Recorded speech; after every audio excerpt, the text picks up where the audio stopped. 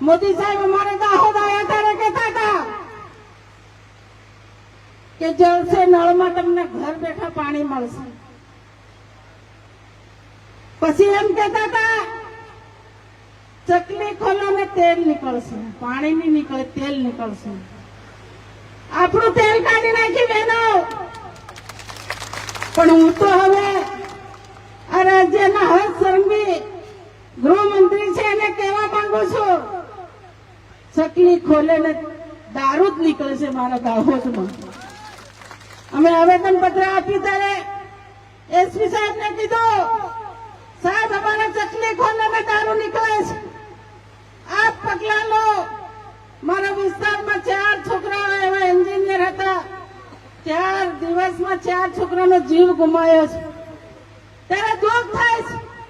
આજે બી એક સમાચાર મળે મારા વિસ્તારમાં, 2 કોલેજિયન છોકરાઓ દારૂની ખેપમાં એક ગાડી ટક્કર મારીને ગઈ, એટલે મારા વિસ્તારમાં 2 છોકરાઓ શાંત થઈ ગયા।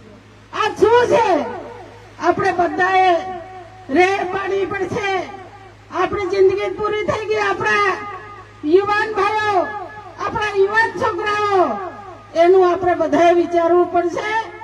એટલે આ ભાજપની સરકારને આપણે કાઢવી છે।